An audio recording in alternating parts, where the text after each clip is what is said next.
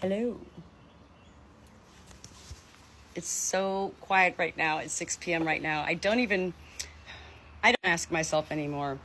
My name is Natalie. I'm the Good Shepherd here on our small hobby farm in North Carolina. I don't ask myself anymore, why are you doing this? I know that I don't seek anything, any venues. I don't share any of my social media videos to gain anything.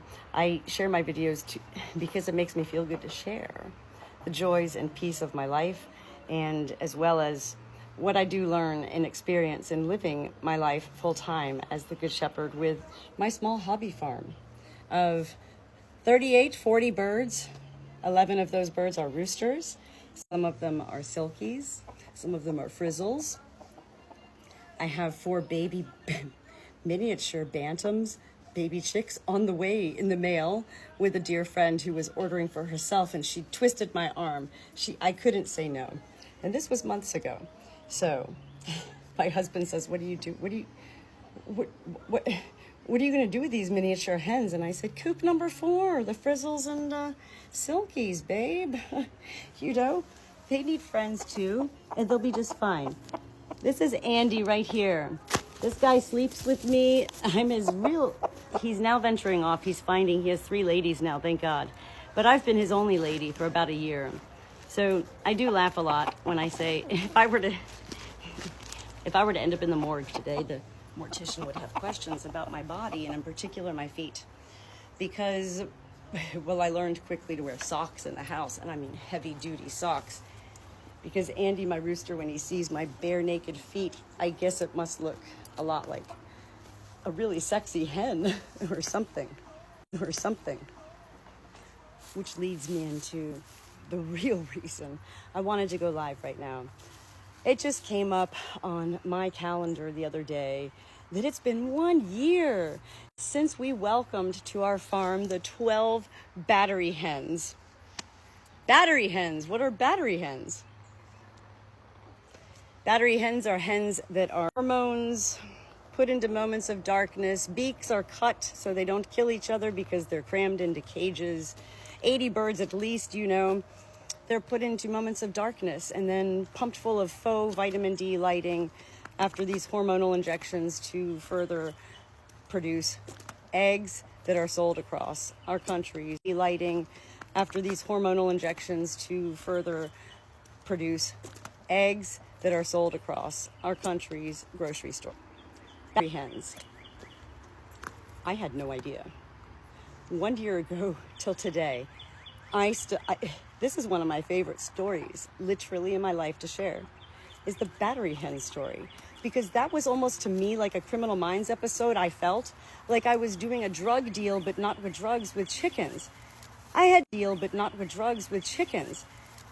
Susie and whoever rooster. We currently have 11 roosters out of the 40 birds. They're all quiet right now. I'm going to show you the battery hens. When we arrived at this place to pick up these battery hens, well, there was peacocks there, and there was like fancy birds, and they were all lined up in cages. I was like, oh, and it was Nub. I'm going to start this video right now with the number 1 reason we got these battery hens that day.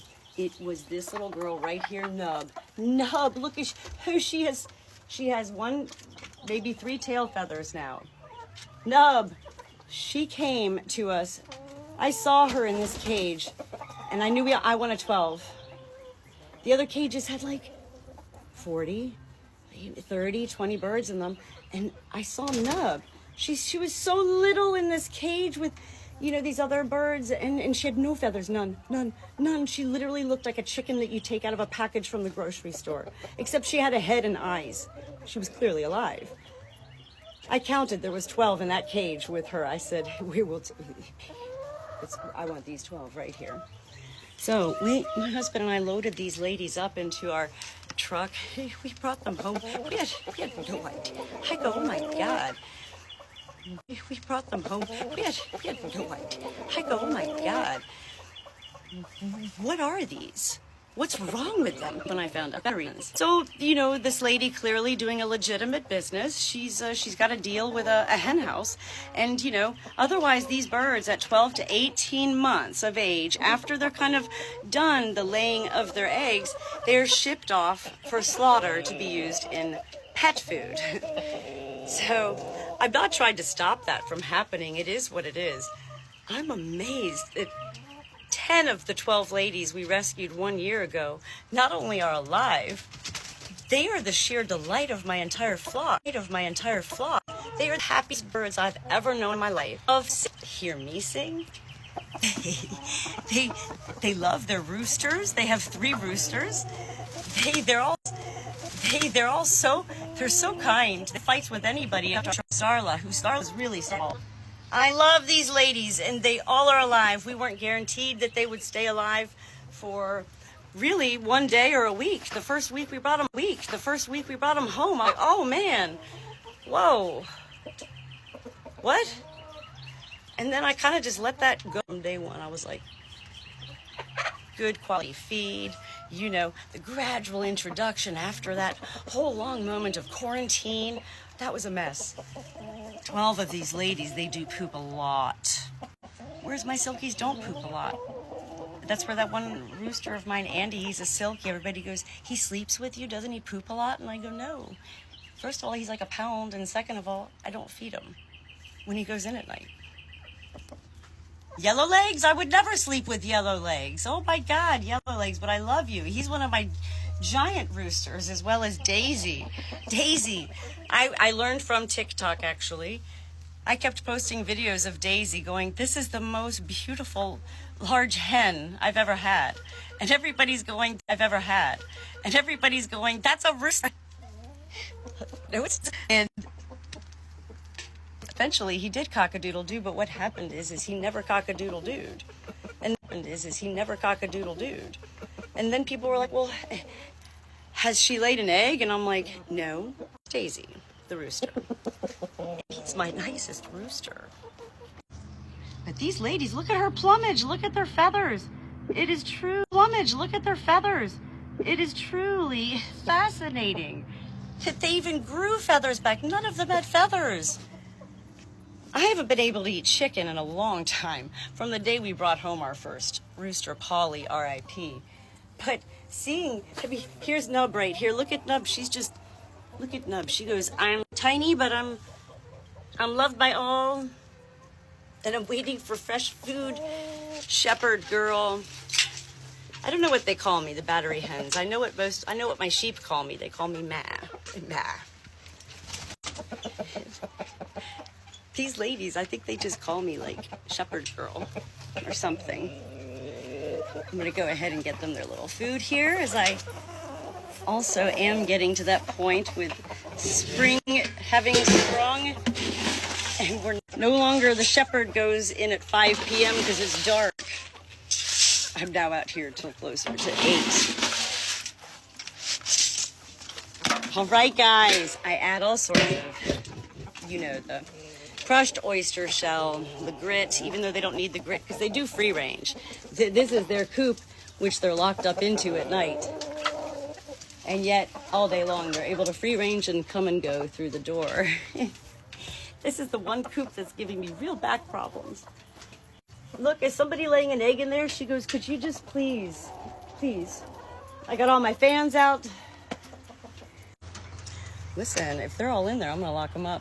1, 2, 3. Wait, look, I go, wait. It's hard to count my chickens. I see the 3 roosters. I see the Storm and the Annie. So 1, 2, 3, 4, 5, 6, 7, 8, 9. Perfect. 10. They're all in. So yeah, we lost 2 of the battery hens. One of them I lost to a condition called sour crop. It was truly a sad moment. It's always sad.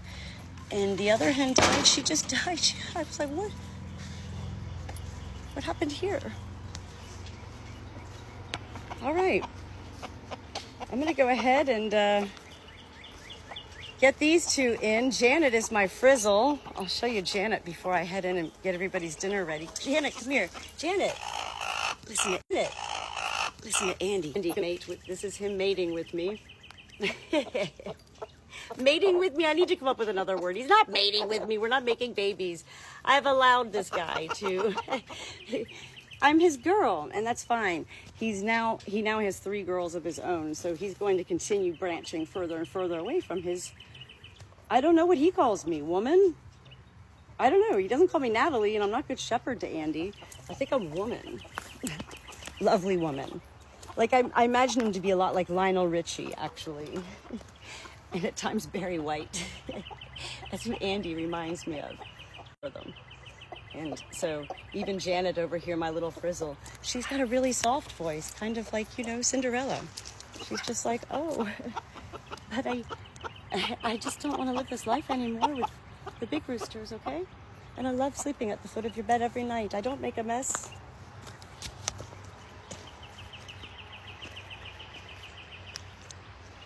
Do I appear to be a lunatic? Or do I appear to be somebody who's living a beautiful life? Because I am living a beautiful life, and I'm blessed, truly. And I love sharing the joys of my life. And my first post after I got them, I thought I offended this lady. And I was like, oh no, I didn't want to offend her. And so when I called upon her at one point seeking further hens, which I never went through with, you know, I was like, oh no, am I going to hear back from her? Did I destroy this relationship with my chicken dealer? She got right back to me. She was like, girl, whatever you want, anytime, but it's just, here's the rules. And there are rules. You know, you have to arrive at a certain time, and you have to have certain cash. I mean, listen, you'd think it's easy to find chickens when you live in the country. It's not. With that being said, TGIF, thank goodness it's farm day every day, Andy, right? It's farm day every day here. Friday, right? Thank you for anybody who joined in. I really haven't even looked at the screen because I'm not really here, you know, I can't focus on all of that. I just love sharing the joy of certain things on our farm. Thank you. Thank you for anyone who joined in.